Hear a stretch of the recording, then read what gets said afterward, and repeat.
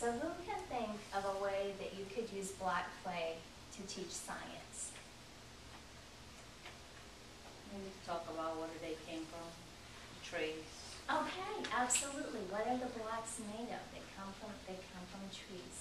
Absolutely. Think about the things that are in your block area. What would happen if I was building with these blocks?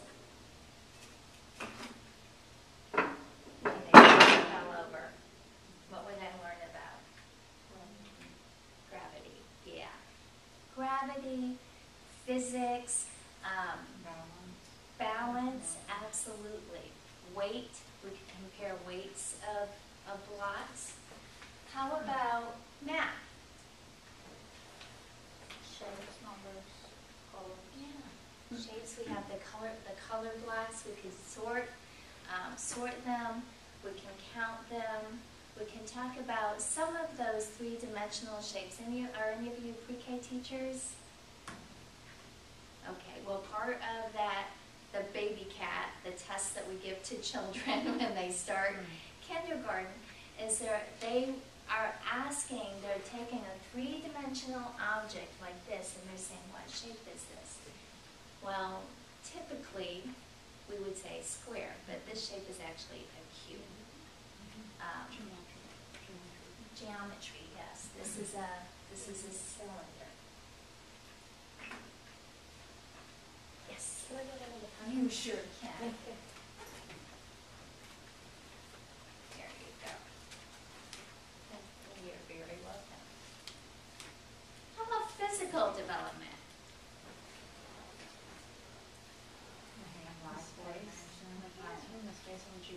Using the space, the hand-eye coordination, the grip that you have to use. Social emotional development. Just getting along. I will tell you, the block area is a wonderful area to teach those social skills. Yeah, absolutely, absolutely.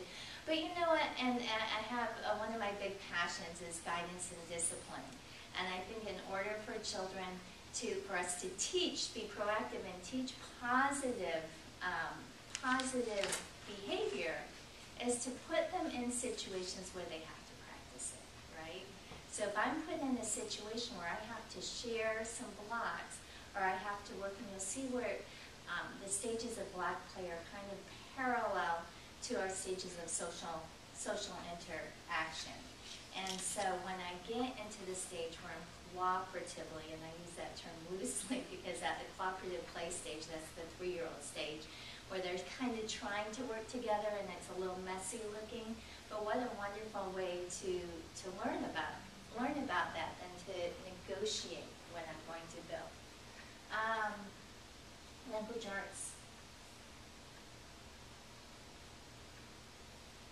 Give the proper names of the Yeah. of the blocks. Yeah, having that sign up in the block with the names of the blocks.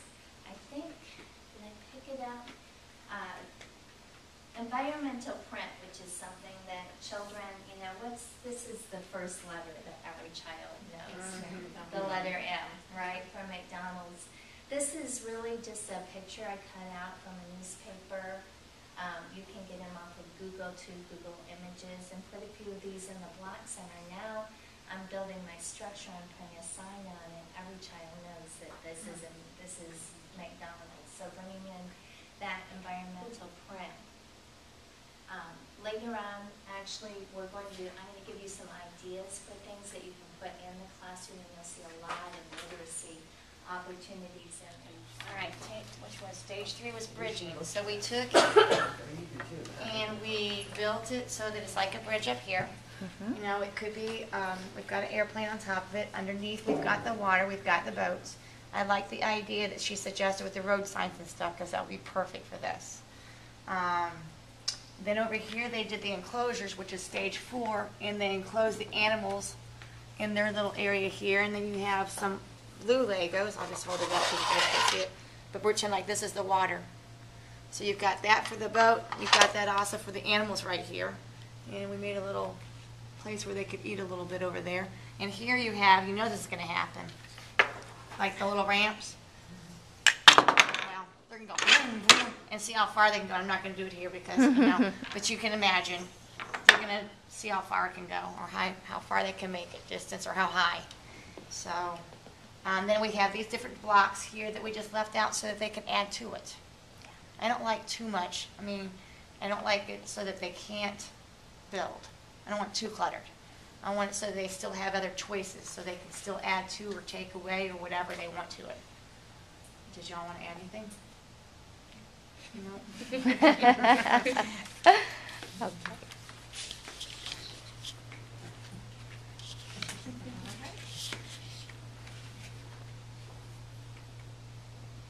So stage 3 is that bridging, and that's where they start to put the top over the two blocks. The bridges become more and more elaborate as they go on, and this is a wonderful time. You guys pretty much covered most of the things that you can add. The lakes, you can use a piece of blue cloth, you could use a piece of just blue paper. You can have them make their own lake. It could be like an art experiment or art experience where they paint a large piece of paper blue and you cut it out like a lake, and then they play on it. The columns, those cake decorating columns, are awesome because they lend to the bridging effect. And anytime you can find pictures of bridges or architectural drawings that show bridging concepts, like for instance a lot of, well, we don't have too many of them down here, porches. You know, you have the overhang and then you have the columns. That's a form of bridging. So during this stage is when you're going to start introducing the wooden blocks. That may happen in the middle of the 2-year-old year, it may happen in the 3-year-old year, it might happen a little bit, or hopefully it won't happen later. But if it happens earlier, when you start to see them making the bridges, that's when they're ready to have those wooden blocks. And do not introduce them to younger twos or children who are still in that mouthing thing. There are a few of the blocks in here that you can see, even though you can clean them, it's still, you see that bite mark in the block, it kind of has an icky look to it. Where did you get the fun blocks? I got these ones from Discount School Supply. They were literally half the price of Kaplan. And I love Kaplan, but they were literally half the price of the same set of blocks at Kaplan. I think it was about $35. Once you get a book from them, they're constantly sending you Yeah. books or emails Yeah. with new stuff. Whoops. The discount school supply? Yeah. You guys did 4, right? Yes, Yeah. the enclosures. So that's when they start to close up the space. And you can see where it kind of lends itself to adding those people and those animals. The enclosures might be horizontal, or they might build in. This is a vertical enclosure. And so, again, adding those animals. Pieces of fabric and ribbon are really, really wonderful. What will happen kind of the next stage is he's going to build up on this enclosure, or this might build out. And in order to make like walls, they can put a piece of fabric over, or they could just drape a little bit for a window or a door. They start to get that 3-dimensional concept. Okay, so stage 5. Ta-da-da. I guess I'm nominated. Okay. I'm not a very good speaker, so I get real nervous. but Oh, no, no, We did no. a farm. This is a stage where they actually start naming and doing patterns. We put green blocks down in here for the cow, because they eat grass out in the wild. We also have a yellow block in here for like a bale of hay. We have the cow that has blue for drinking water, a tractor with a bale of hay in there, different characters to play the roles. I think that's about it, Mhm. unless you guys have. Well, and the farmer to drive the tractor. So that's stage 5. Yeah. Well, 5 and 6, Yeah. because 6 they're doing the patterns where they realize that you have to have 2 of these blocks to make the same height as the other one, just to make everything the same. So 5 and 6 are actually very similar stages. They happen typically in your pre-K, in the pre-K year. Thank you. And the main difference, the building gets slightly more elaborate, but it is elaborate during stage 5. What happens in stage 6 is children start working together on structures. They start pre-planning what they're going to make, and then acting it out, giving roles. You're going to make this, and I'm going to make that. Once they make this farm, they'll go into different types of dramatic play. Whenever I'm animating a little toy like this is dramatic. This is dramatic micro, where I'm animating little people. Dramatic macro is where I put on the farmer hat. I become the farmer, and I'm, taking the horse out for a ride.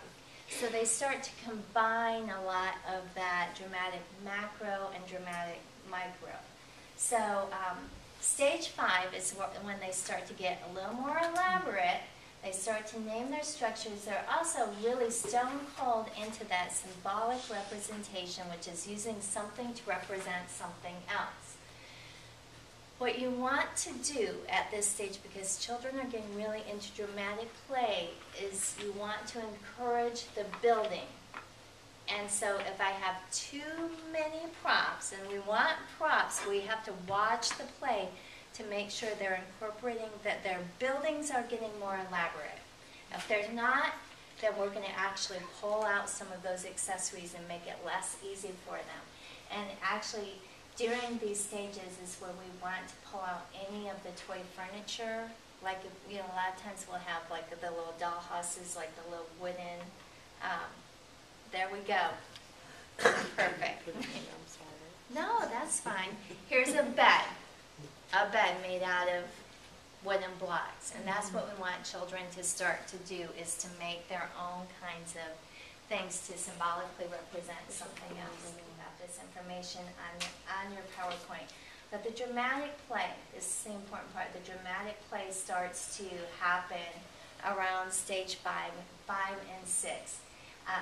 This is where dramatic play area and the block play area, if you're not letting them do it before, at least by I would say by the end of the 3-year-old year, but definitely by pre-K, you should be letting them intertwine, bringing props back and forth from dramatic play to blocks, because they go really, really well together. If I am building a fire station with the fire trucks, it only makes sense that I would go over and get the fireman hat and something to put out the fire from dramatic play. Well, the little girls that I have, they're between 3 and 4, they always build little princess castles. Yes. And they'll wear their feather boas and sit Right. down, and they'll take the little Sonias and them from the little people and have them in their little castles, but they have to have their boas on Yes. while they're doing it. Yes. They don't want to do it unless they have their boas on. Exactly. They get a kick out of it. And we actually had to kind of, I hate to use the word trick, but we were having an issue where only the boys were going in the black area. So what we did, we had this big box. You can't really see it. It's right here, this big box of Barbie dolls. And when we moved the Barbies into the black area, the girls came.